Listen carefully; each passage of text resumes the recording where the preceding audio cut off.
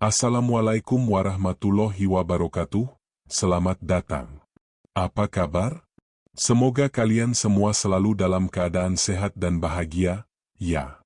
Di channel ini, kita akan berbagi cerita-cerita menarik dari sudut pandang yang berbeda. Jangan lupa dukung kami dengan klik tombol subscribe, nyalakan lonceng notifikasi, dan tinggalkan like serta komentar di bawah. Selamat menonton.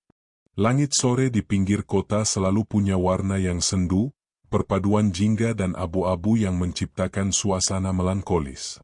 Namun, bagi Andi, pemandangan itu terasa seperti sebuah kanvas kosong yang siap ia lukis dengan harapan baru. Ia baru saja di PHK dari sebuah perusahaan teknologi yang ambisius namun tidak stabil. Setelah 3 bulan menganggur dan menghabiskan sisa tabungannya, ia memutuskan untuk mengambil langkah berani, memulai usaha sendiri.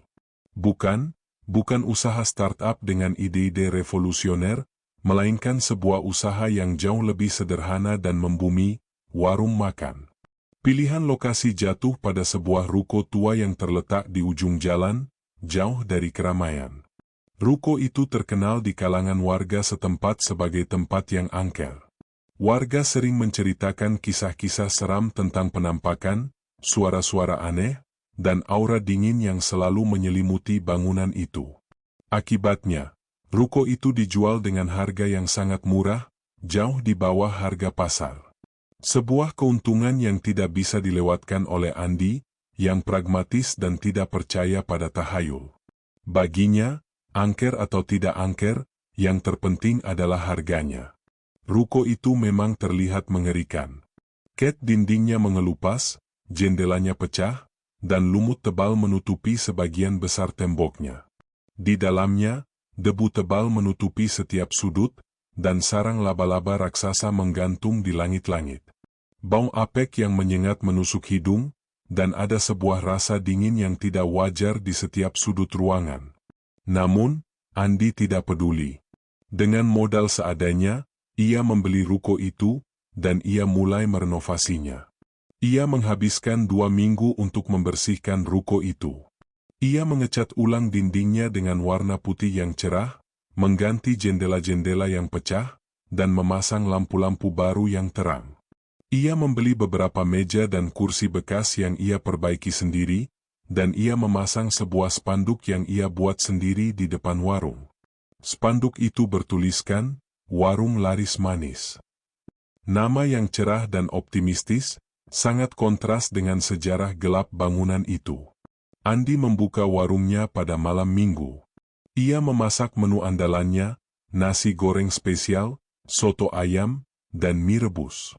Ia yakin, makanannya akan laris. Ia yakin, usahanya akan sukses. Ia tidak salah. Dalam hitungan jam, warungnya langsung ramai. Para pelanggan datang silih berganti. Mereka memuji masakan Andi. Mereka mengatakan bahwa masakan Andi memiliki rasa yang unik, rasa yang tidak bisa mereka temukan di warung-warung lain. Andi tersenyum puas. Ia tahu, ia telah membuat keputusan yang tepat.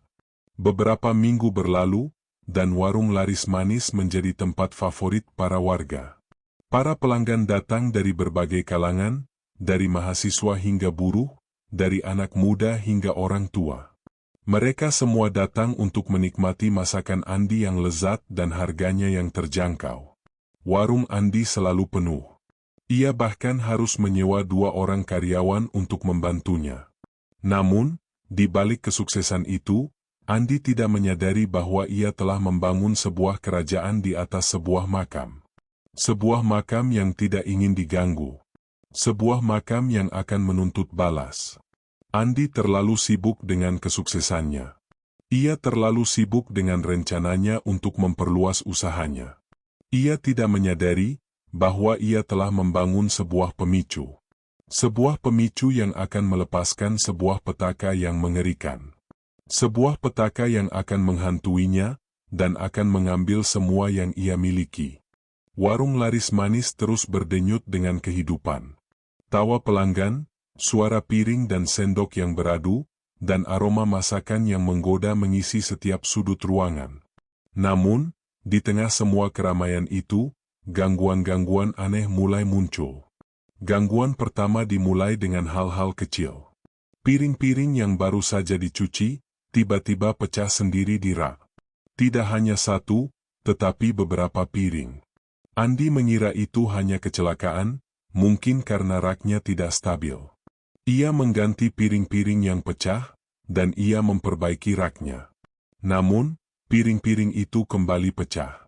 Hal ini terjadi berulang kali, hingga Andi dan karyawannya merasa frustrasi. Gangguan kedua adalah suara-suara aneh yang terdengar di malam hari, saat warung sudah tutup. Suara-suara seperti langkah kaki yang berat, bisikan yang tak jelas, dan suara-suara seperti orang yang sedang merintih. Andi mengabaikannya. Ia berpikir, itu hanya suara tikus, atau suara-suara dari luar. Namun, suara-suara itu semakin sering terdengar, semakin jelas, dan semakin menakutkan. Suatu malam, saat Andi sedang bekerja lembur, ia mendengar suara-suara aneh dari dalam dapur. Ia berjalan ke arah dapur, dan ia melihatnya. Sendok dan garpu yang tergantung di dinding, tiba-tiba berayun sendiri. Lampu di dapur berkedip-kedip, dan sebuah panci yang diletakkan di atas kompor, tiba-tiba bergerak sendiri, seolah-olah ada seseorang yang memindahkannya. Andi merasa bulu kuduknya merinding. Ia tahu, itu bukan halusinasi.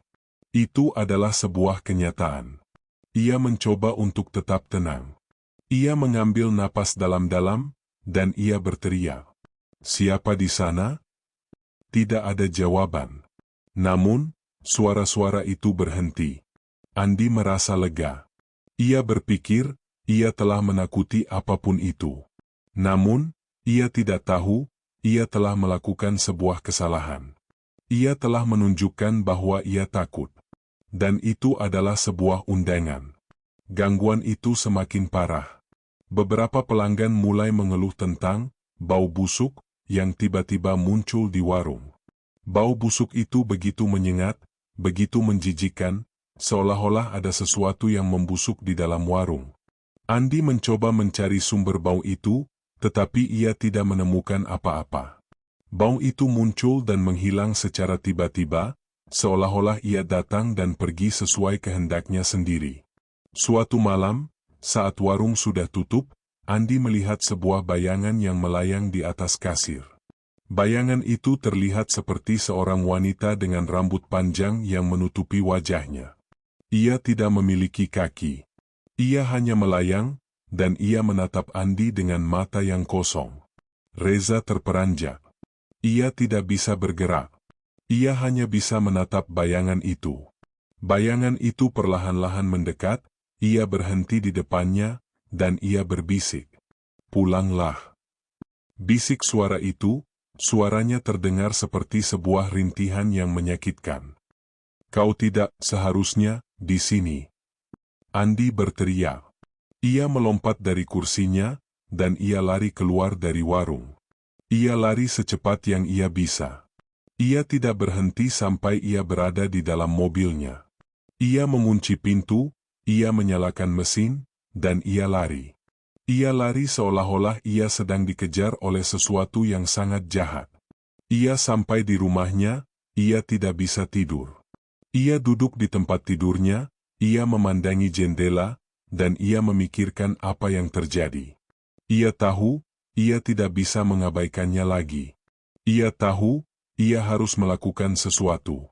Ia tahu, ia harus mencari tahu apa yang sebenarnya terjadi pada warungnya. Ia tidak lagi peduli dengan uang atau kesuksesan. Ia hanya peduli dengan keselamatannya. Ia tahu, ia telah membangun sebuah kerajaan di atas sebuah makam. Dan makam itu, kini menuntut balas. Malam itu, setelah teror yang mengerikan, Andi tidak kembali ke rumah. Ia mengendarai mobilnya ke sebuah tempat yang ia tahu bisa memberinya ketenangan. Sebuah warung kopi 24 jam di pusat kota. Ia duduk di sana, meminum kopi panas, dan mencoba merasionalisasi apa yang ia alami. Ia mencoba meyakinkan dirinya bahwa itu hanyalah halusinasi, sebuah efek dari stres yang ia alami. Namun, Ia tidak bisa mengabaikan fakta bahwa ia telah melihatnya, ia telah mendengarnya, dan ia telah merasakannya. Ia tahu, ia tidak bisa lari dari itu. Andi menghabiskan sisa malam dengan berpikir. Ia tahu, ia harus melakukan sesuatu. Ia tidak bisa hanya menutup warungnya. Ia telah menginvestasikan semua tabungannya di sana. Ia tidak bisa menyerah begitu saja. Ia memutuskan untuk kembali ke warung, dan ia memutuskan untuk menghadapi apapun itu. Ia tidak tahu bagaimana, tetapi ia harus melakukannya. Keesokan harinya, ia kembali ke warungnya. Suasana di dalamnya tidak lagi mencekam. Terlihat seperti warung makan biasa. Andi mencoba untuk bersikap normal. Ia membersihkan warung, ia memasak, dan ia menunggu pelanggan. Pelanggan datang, dan mereka tidak mengeluh tentang apapun. Mereka semua terlihat normal. Andi merasa lega. Ia berpikir, teror itu telah berhenti. Namun, ia tidak tahu, teror itu hanya menunggu. Malam itu, setelah warung sudah tutup, Andi sedang menghitung uang di kasir. Ia tidak lagi merasa takut. Ia merasa aman. Ia merasa, teror itu tidak akan kembali. Tiba-tiba, ia mendengar suara ketukan di pintu depan. Ia melihat jamnya. Pukul 1 waktu Indonesia Barat. Siapa yang datang? Ia berjalan ke arah pintu, dan ia membukanya. Di depannya, berdiri seorang wanita tua. Wanita itu terlihat sangat lemah dan kurus, rambutnya yang putih terurai, dan wajahnya dipenuhi dengan kerutan. Pakaiannya terlihat sangat lusuh dan kotor, seolah-olah ia sudah lama tidak mandi. Ia memegang sebuah tongkat yang terbuat dari kayu, dan ia menatap Andi dengan mata yang tulus. "Nak," bisik wanita itu, suaranya serak. "Aku lapar. Aku mohon, berikan aku sisa makananmu. Aku tidak punya uang." Andi merasakan sebuah beban berat di pundaknya. Ia tidak bisa menolak. Ia memiliki hati yang baik. Ia mengangguk, dan ia mempersilakan wanita itu masuk. Ia mempersiapkan sebuah piring nasi goreng, ia menambahkan telur dadar dan beberapa potong ayam goreng. Ia memberikan piring itu kepada wanita itu. Wanita itu mengambil piring itu, ia memakannya dengan lahap, seolah-olah ia sudah tidak makan berhari-hari. Setelah ia selesai makan, ia menatap Andi, matanya dipenuhi dengan rasa terima kasih. "Nak," katanya, suaranya serak. "Kau memiliki hati yang baik. Aku tidak bisa membalasmu dengan uang. Tapi, aku bisa memberimu ini." Ia mengambil sebuah kalung dari dalam pakaiannya. Kalung itu terbuat dari tulang, dengan ukiran-ukiran yang aneh. Kalung itu terlihat sangat kuno, dan ia terlihat sangat kotor. "Ini adalah jimat pelindung," kata wanita itu. "Ia akan melindungimu dari roh jahat. Ia akan melindungimu dari apapun yang ada di warung ini." Andi terkejut. Ia tidak bisa mempercayai apa yang ia dengar. Wanita itu tahu tentang teror yang ia alami. Ia tahu tentang roh jahat yang menghantuinya. Ia menatap wanita itu, ia ingin bertanya, ia ingin tahu siapa wanita itu, tetapi wanita itu tidak memberinya kesempatan. Wanita itu berdiri, ia membungkuk, dan ia berjalan keluar dari warung. Ia menghilang ke dalam kegelapan malam. Andi memegang kalung itu, ia merasakan hawa dingin yang menusuk dari dalamnya. Ia tidak tahu apa yang harus ia lakukan. Ia tidak percaya pada jimat, ia tidak percaya pada hal-hal mistis. Namun, ia tidak bisa mengabaikan apa yang ia alami. Ia memutuskan untuk memakainya. Ia tidak punya pilihan lain.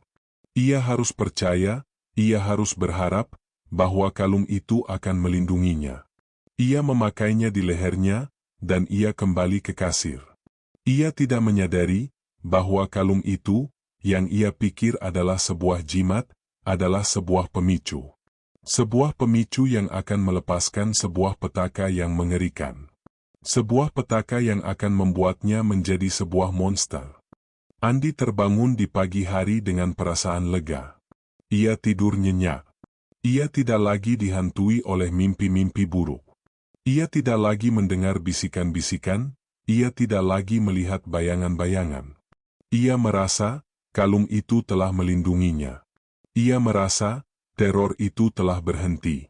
Namun, ia salah. Teror itu tidak berhenti. Ia hanya berubah. Pada malam itu, saat warung Andi sudah ramai, teror itu kembali. Namun, kali ini, ia lebih parah.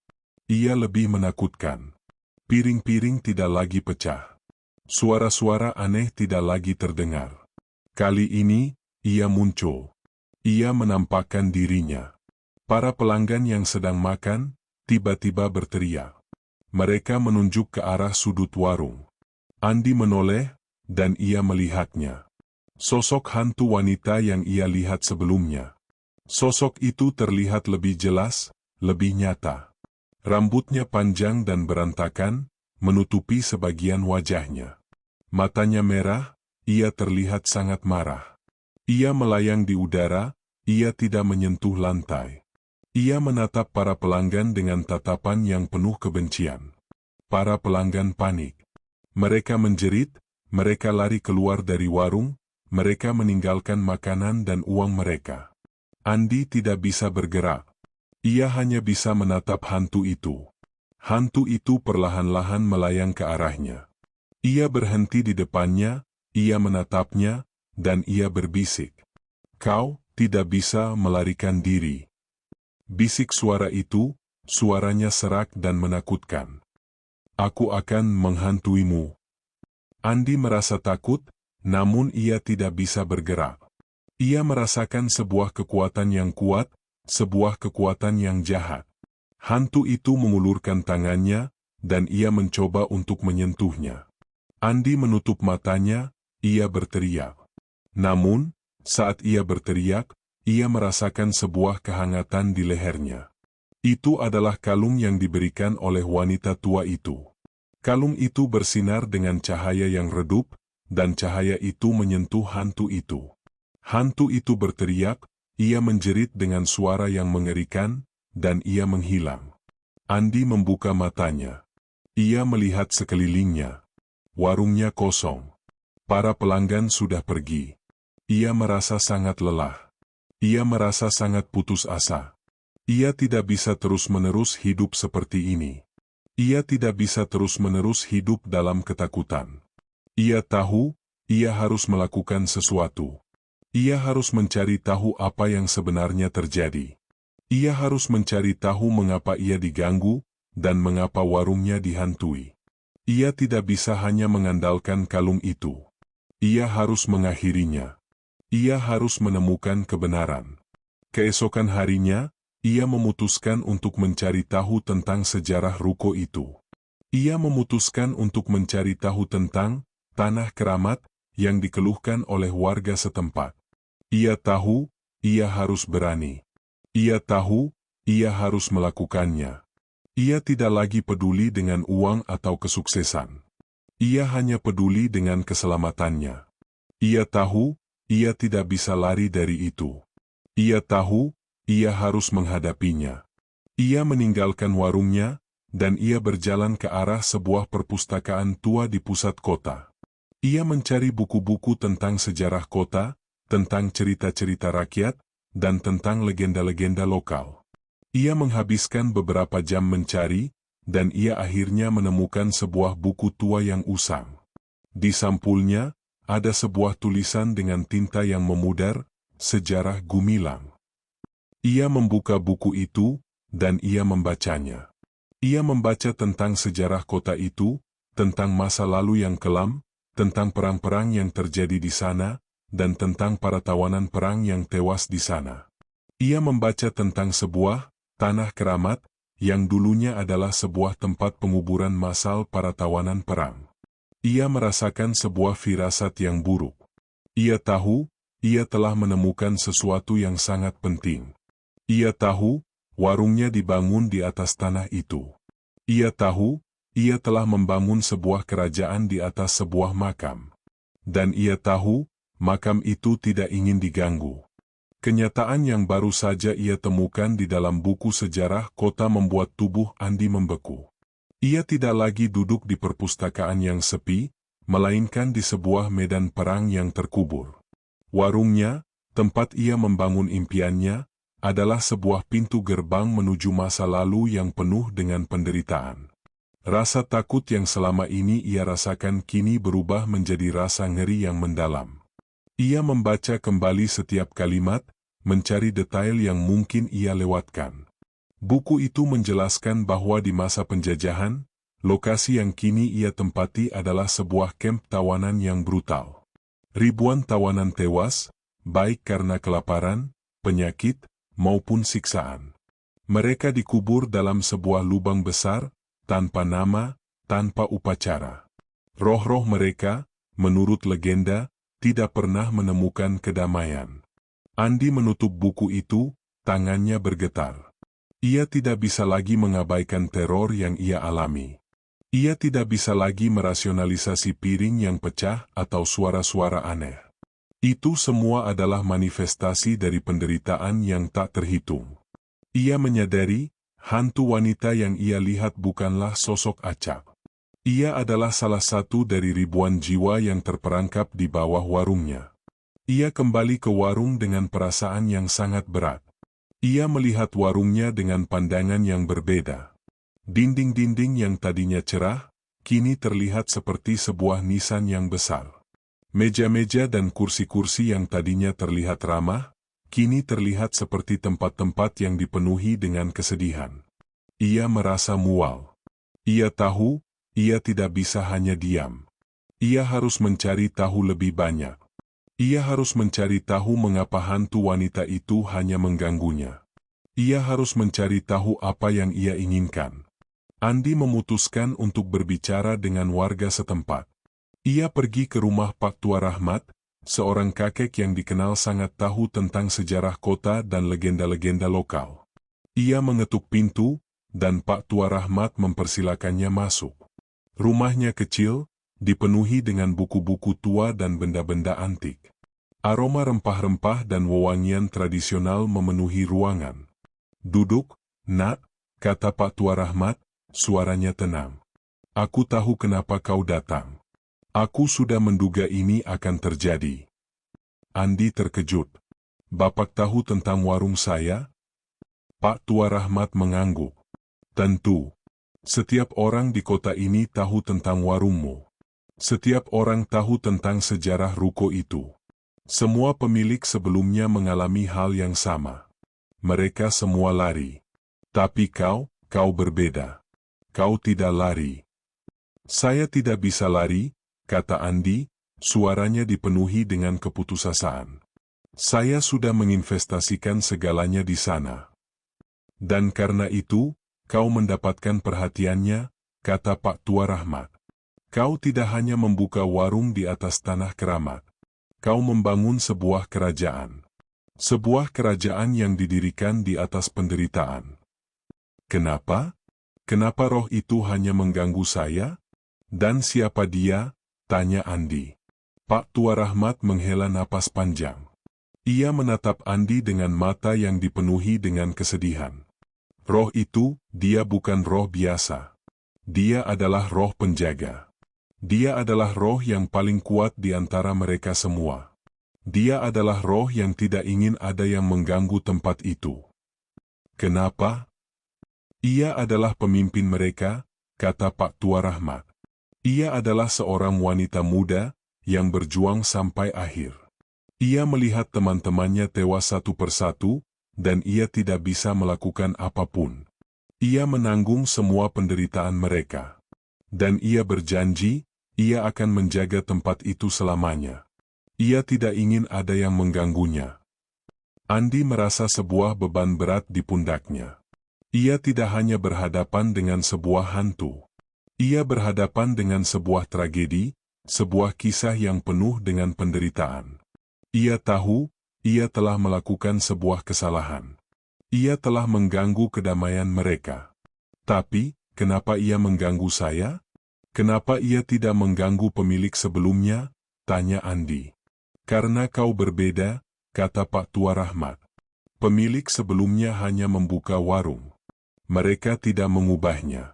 Mereka tidak mengubahnya menjadi tempat yang bahagia. Tapi kau mengubahnya. Kau membuat tempat itu penuh dengan tawa dan kebahagiaan. Dan itu membuatnya marah. Ia tidak ingin ada yang bahagia di tempat yang penuh dengan penderitaan. Ia tidak ingin ada yang hidup di tempat yang penuh dengan kematian. Andi terdiam. Ia merasa bersalah. Ia tidak tahu, ia telah melakukan hal yang salah. Apa yang harus saya lakukan, Pak? Tanyanya. Apakah saya harus menutup warung? Pak Tua Rahmat menggelengkan kepalanya. Menutup warung tidak akan menghentikannya. Ia sudah tahu kau. Ia sudah memilihmu. Ia akan mengikutimu kemanapun kau pergi. Andi merasa putus asa. Ia merasa tidak ada jalan keluar. Ia merasa ia terjebak. Tapi ada satu cara, kata Pak Tua Rahmat. Ada satu cara untuk mengakhiri semua ini. Andi menatapnya, matanya dipenuhi dengan harapan. Apa itu, Pak? Kau harus menemukan sebuah jurnal tua, kata Pak Tua Rahmat. Sebuah jurnal yang ditinggalkan oleh pemilik warung sebelumnya. Jurnal itu berisi rahasia. Rahasia untuk mengusir roh itu. Rahasia untuk mendapatkan kedamaian. Andi mengangguk. Ia tahu, ia harus melakukannya. Ia berterima kasih kepada Pak Tua Rahmat, dan ia kembali ke warung. Ia tahu, ia harus mencarinya. Ia tahu, ia harus menemukan buku itu. Buku itu adalah satu-satunya harapan yang ia miliki. Andi kembali ke warung, dan ia mulai mencari. Ia mencari di setiap sudut, di setiap celah. Ia memindahkan meja-meja, ia mengangkat kursi-kursi, ia memeriksa setiap dinding. Ia tahu, jurnal itu harus ada di sana. Ia tahu, jurnal itu adalah satu-satunya harapan yang ia miliki. Ia mencari selama berjam-jam. Ia tidak menemukan apapun. Ia merasa putus asa. Ia merasa lelah. Ia merasa tidak ada jalan keluar. Ia duduk di sebuah kursi, ia menunduk, dan ia menangis. Ia merasa, ia telah melakukan sebuah kesalahan besar. Ia merasa, ia tidak bisa mengakhirinya. Tiba-tiba, ia merasakan hawa dingin yang menusuk dari belakangnya. Ia merasakan sebuah kehadiran yang kuat. Ia tahu, ia tidak sendirian. Ia tahu, ia sedang diawasi. Ia mengangkat kepalanya, dan ia melihatnya. Sosok hantu wanita yang ia lihat sebelumnya, berdiri di depannya. Matanya yang merah menatapnya, dan ia terlihat sangat marah. Ia tidak lagi melayang. Ia terlihat seperti seorang manusia, seorang wanita muda, dengan pakaian lusuh dan wajah yang dipenuhi dengan penderitaan. Ia mengangkat tangannya, dan ia menunjuk ke arahnya. Andi tidak takut. Ia tahu, ia harus melakukannya. Ia harus berbicara dengannya. Ia harus mengakhiri semua ini. Apa yang kau inginkan? Tanya Andi, suaranya bergetar. Kenapa kau menghantuiku? Hantu itu tidak menjawab. Ia hanya terus menunjuk ke arahnya. Andi melihat ke arahnya. Ia menunjuk ke arah sebuah lemari tua yang berdiri di sudut warung. Lemari itu adalah satu-satunya benda yang tidak ia periksa. Andi berjalan ke arah lemari itu. Ia membukanya, dan di dalamnya, ada sebuah tumpukan koran tua. Di bawahnya, ada sebuah tas tua yang terbuat dari kain. Ia mengambil tas itu, dan ia membukanya. Di dalamnya, ada sebuah buku tua. Sebuah buku tua yang terlihat sangat usang, dengan sampul yang terbuat dari kulit. Di dalamnya, ada sebuah tulisan dengan tinta yang memudar, jurnal terakhir. Andi membuka buku itu, dan ia membacanya. Jurnal itu ditulis oleh pemilik warung sebelumnya. Ia membaca tentang bagaimana ia membeli ruko itu, bagaimana ia membuka warung, dan bagaimana ia dihantui oleh sebuah roh jahat. Ia membaca tentang bagaimana ia mencoba untuk mengusir roh itu, namun ia tidak bisa. Ia membaca tentang bagaimana ia merasa putus asa, dan bagaimana ia merasa tidak ada jalan keluar.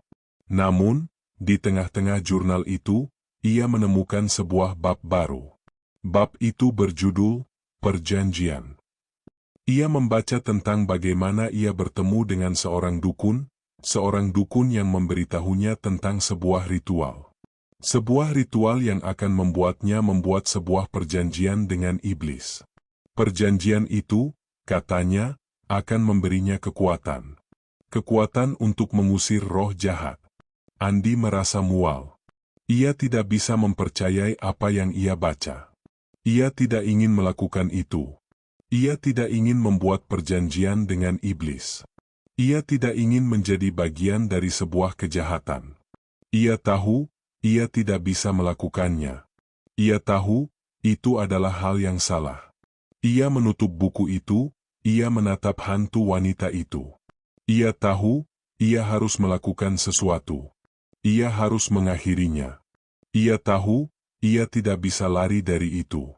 Ia tahu, ia harus menghadapinya. Hantu wanita itu menatapnya, matanya yang merah dipenuhi dengan kesedihan. Ia tidak lagi terlihat marah. Ia terlihat putus asa. Ia berbisik, "Jangan lakukan itu." Andi terkejut. "Apa?" tanyanya. "Kenapa?"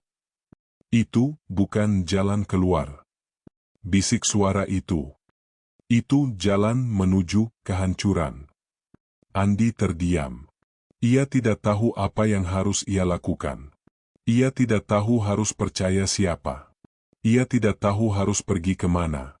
Ia merasa ia terjebak di antara dua pilihan, sebuah perjanjian yang akan menghancurkannya, atau sebuah teror yang tidak akan pernah berakhir. Ia tahu, ia harus membuat sebuah keputusan. Sebuah keputusan yang akan mengubah hidupnya selamanya. Malam itu, keputusan yang sangat berat menggantung di pundak Andi. Di satu sisi, ia memiliki jurnal tua yang menjanjikan jalan keluar melalui ritual berbahaya. Di sisi lain, ia memiliki peringatan pilu dari arwah wanita yang menghantuinya.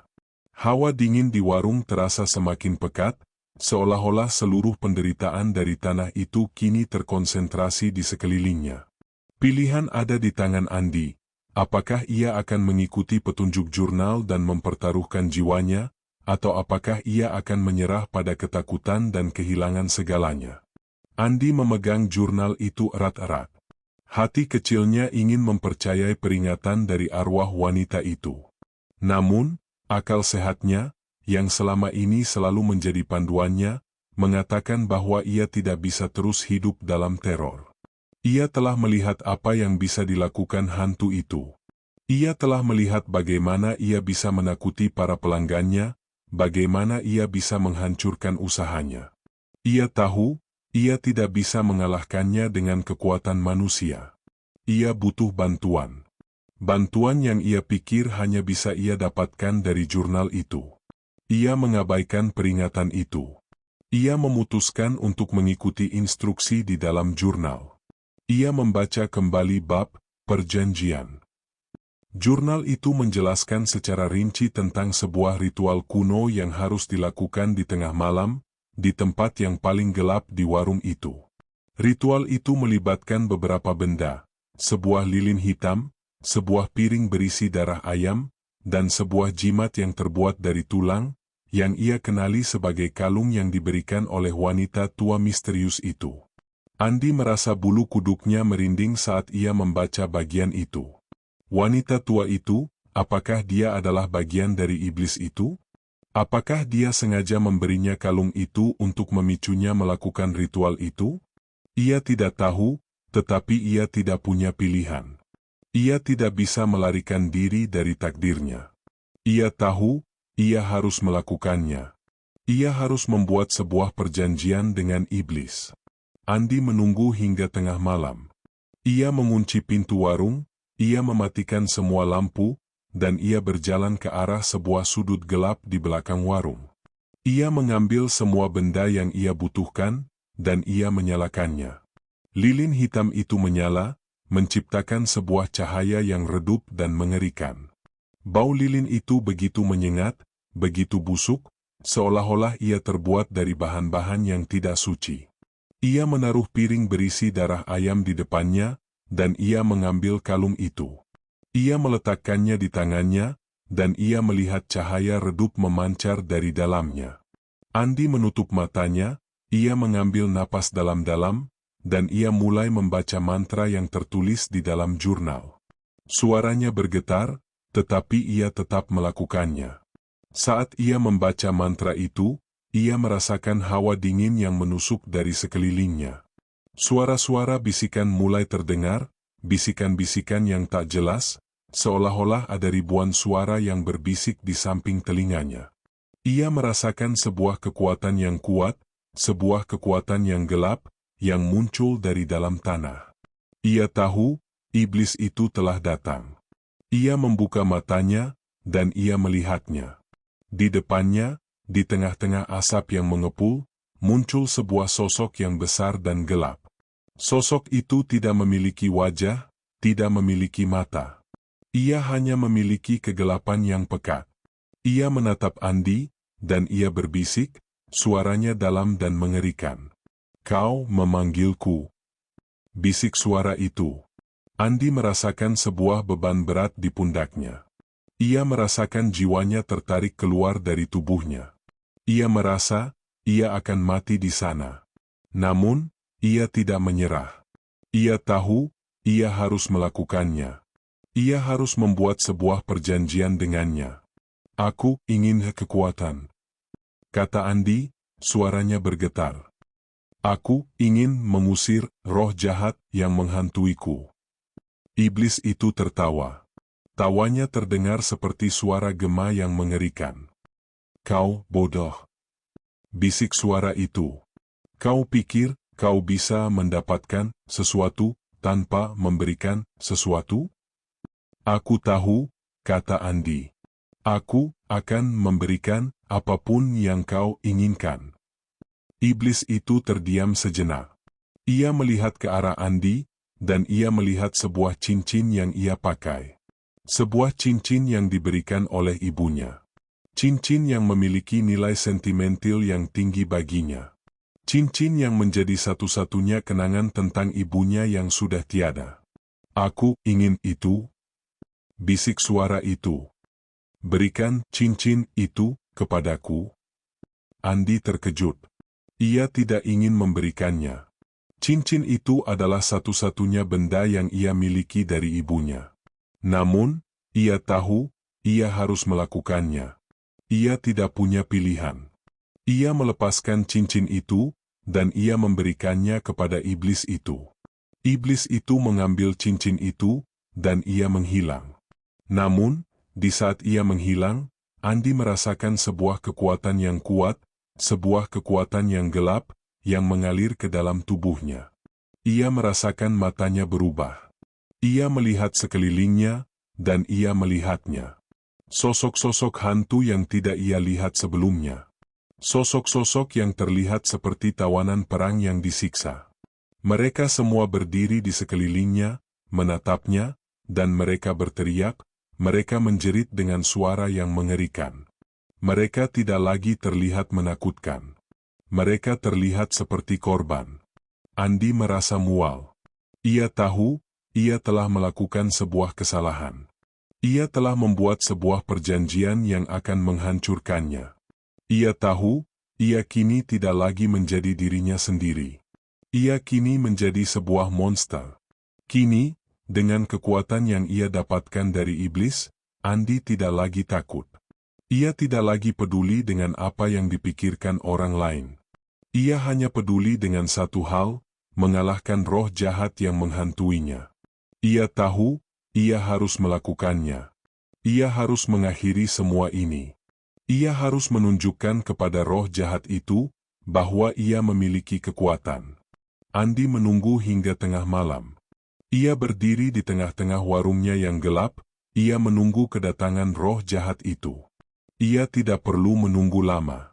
Tiba-tiba, suara-suara aneh mulai terdengar.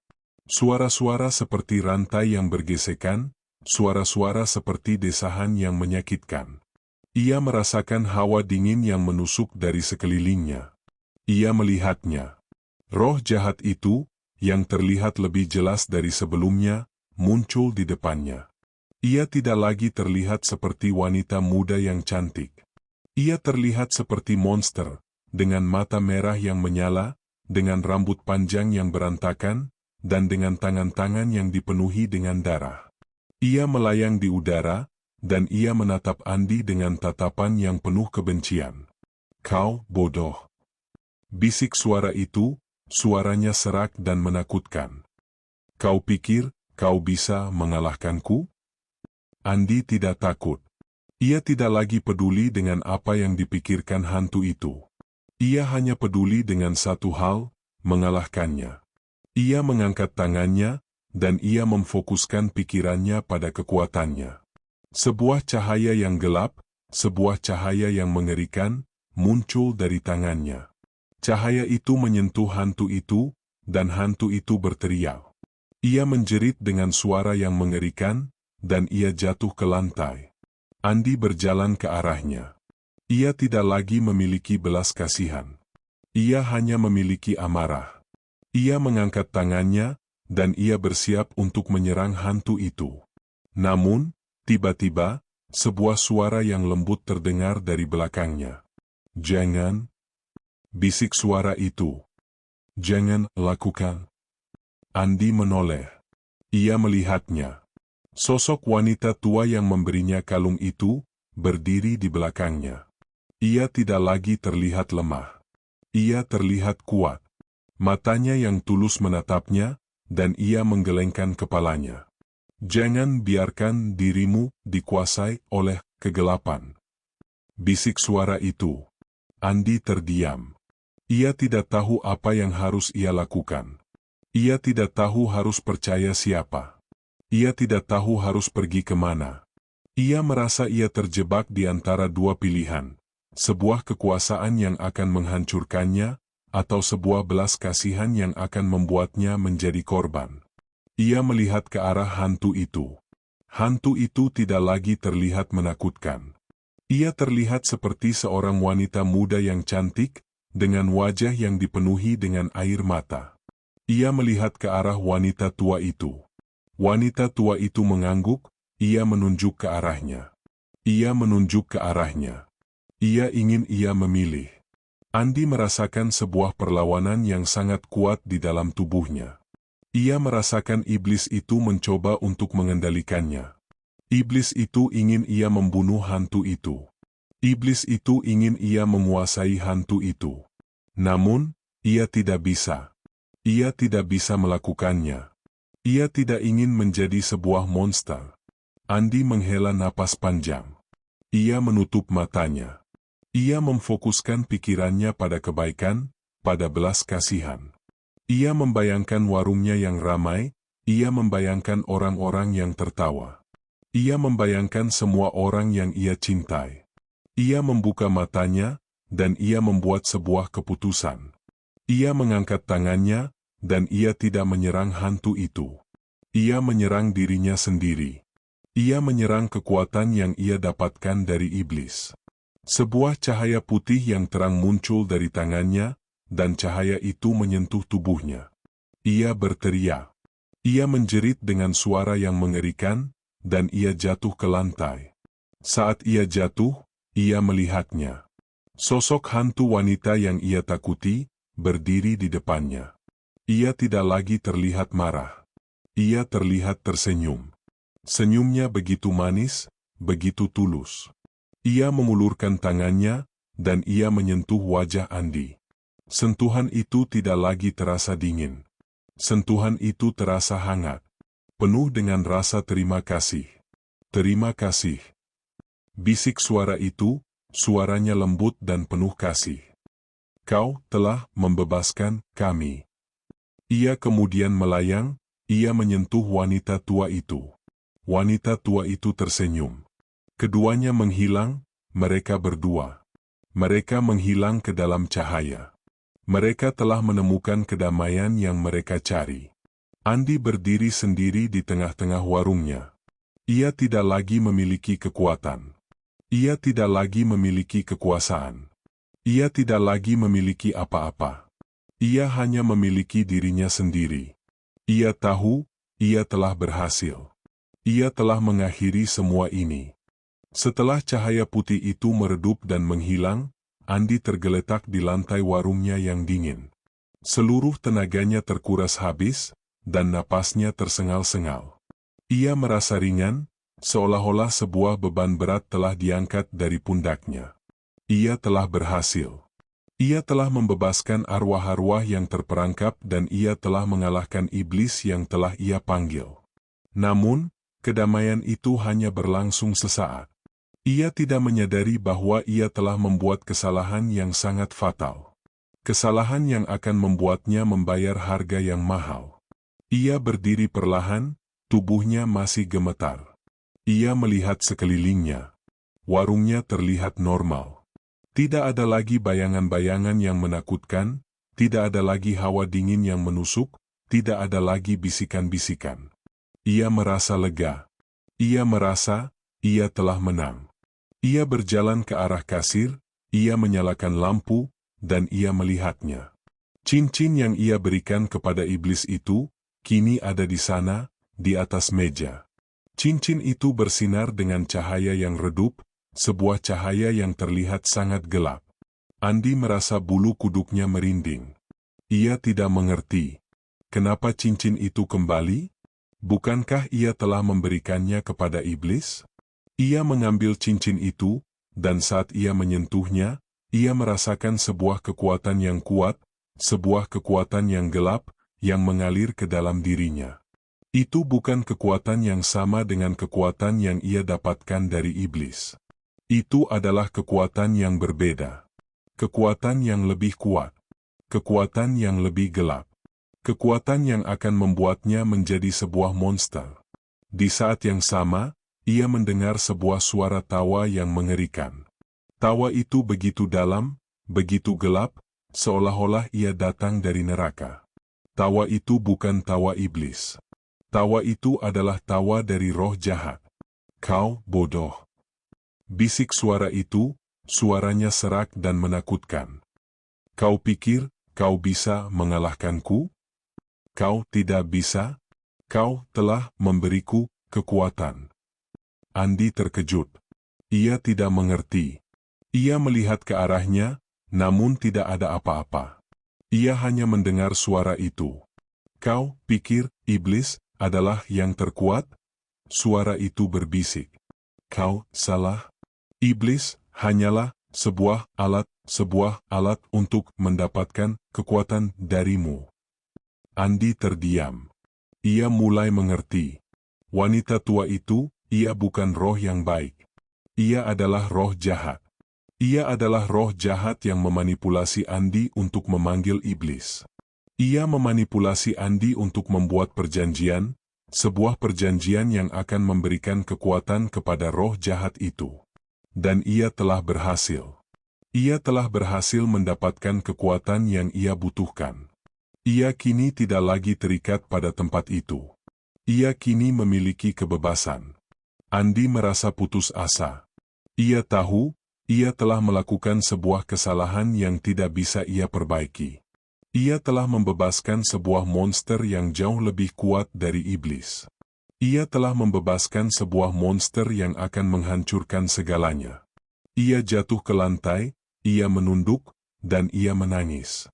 Ia tidak tahu apa yang harus ia lakukan. Ia tidak tahu harus pergi kemana. Ia tahu, ia telah dihancurkan. Ia tahu, ia telah menjadi sebuah budak. Di luar warung, di tengah kegelapan malam, roh jahat itu tertawa. Tawanya begitu mengerikan, begitu pilu, seolah-olah ia sedang merayakan kemenangannya. Ia melayang di udara, ia melihat ke arah kota, dan ia tersenyum. Senyumnya begitu jahat, begitu kejam, seolah-olah ia telah menemukan sebuah mainan baru. Dan mainan itu adalah Andi. Dan mainan itu adalah warung Andi. Dan mainan itu adalah kota Andi. Andi merasa ia tidak lagi memiliki kendali atas tubuhnya. Ia merasakan sebuah kekuatan yang gelap, yang mengendalikan setiap gerakannya. Ia bangkit, ia tidak lagi memiliki ekspresi di wajahnya.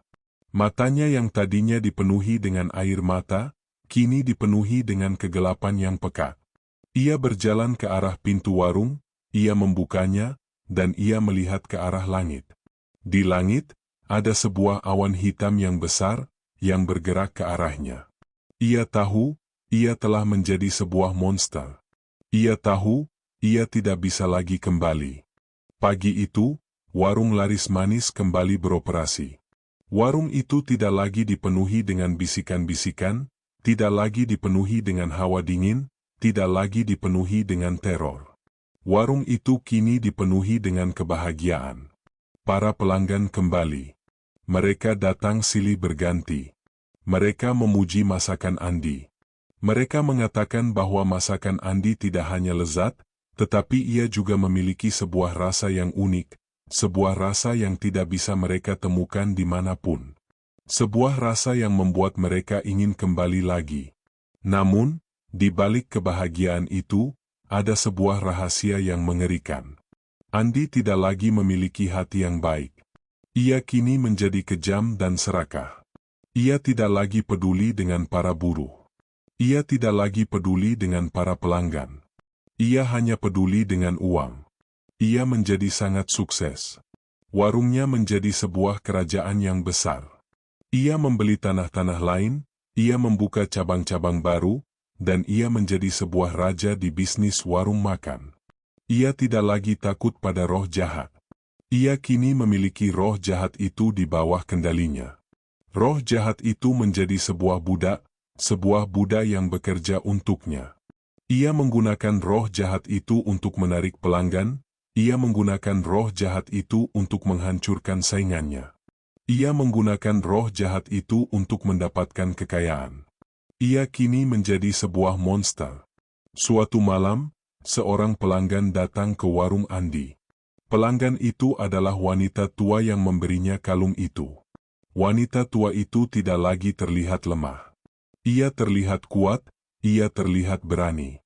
Ia menatap Andi, dan ia berbisik, "Kau telah menjadi monster." Andi tertawa. Tawanya begitu dalam, begitu gelap, seolah-olah ia datang dari neraka. "Kau yang membuatnya," kata Andi, suaranya dipenuhi dengan kejahatan. "Kau yang memberiku kekuatan." Wanita tua itu tidak menjawab. Ia hanya menatapnya, matanya dipenuhi dengan kesedihan. Ia tahu, ia telah melakukan sebuah kesalahan. Ia telah menciptakan sebuah monster yang jauh lebih mengerikan dari iblis. Ia telah menciptakan sebuah monster yang akan menghancurkan segalanya. Wanita tua itu mengambil sebuah cincin yang ia pakai, sebuah cincin yang terlihat kuno. Ia melemparkan cincin itu ke lantai, dan ia berteriak, "Kembali kau iblis!" Teriaknya. Andi merasa sebuah kekuatan yang kuat, sebuah kekuatan yang sangat jahat, yang muncul dari dalam tanah. Ia melihat ke arahnya, dan ia melihatnya. Sosok iblis yang ia panggil, kini berdiri di depannya. Iblis itu tidak lagi terlihat gelap. Ia terlihat terang, ia terlihat suci. Ia menatap Andi, dan ia tersenyum. Senyumnya begitu tulus, begitu manis. Ia mengambil sebuah cincin dari dalam tangannya, dan ia melemparkannya ke arah Andi. Cincin itu adalah cincin yang ia berikan kepada iblis. Cincin itu menyentuh tubuh Andi, dan ia berteriak. Ia menjerit dengan suara yang mengerikan. Tubuhnya bergetar, ia merasakan sebuah perlawanan yang sangat kuat di dalam tubuhnya. Ia merasakan kekuatan yang ia dapatkan dari roh jahat, yang mencoba untuk melawannya. Ia merasakan sebuah kekuatan yang sangat kuat, sebuah kekuatan yang gelap, yang mencoba untuk mengendalikannya. Namun, ia tidak bisa. Ia jatuh ke lantai, dan ia merangkak. Ia merangkak ke arah iblis itu.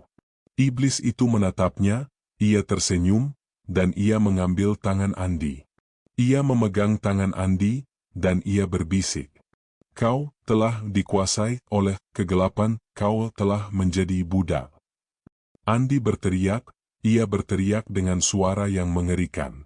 Ia tahu, ia telah kalah. Ia tahu, ia telah menjadi sebuah monster. Ia tahu, ia tidak bisa lagi kembali. Keesokan harinya, warung laris manis ditutup. Tidak ada yang tahu kenapa. Tidak ada yang tahu apa yang terjadi. Beberapa orang mengatakan, Andi gila. Beberapa orang mengatakan, ia telah menghilang. Beberapa orang mengatakan, ia telah menjadi sebuah hantu. Namun, tidak ada yang tahu. Hanya ada satu hal yang mereka tahu, warung laris manis tidak lagi laris. Ia kini menjadi sebuah tempat yang sangat mengerikan, sebuah tempat di mana jiwa-jiwa yang tersesat dikorbankan. Dan di tengah-tengah kegelapan malam, di atas sebuah tanah yang dulunya adalah sebuah makam, sebuah suara tawa yang mengerikan terdengar. Suara itu adalah suara Andi. Suara itu adalah suara seorang raja yang telah kehilangan segalanya.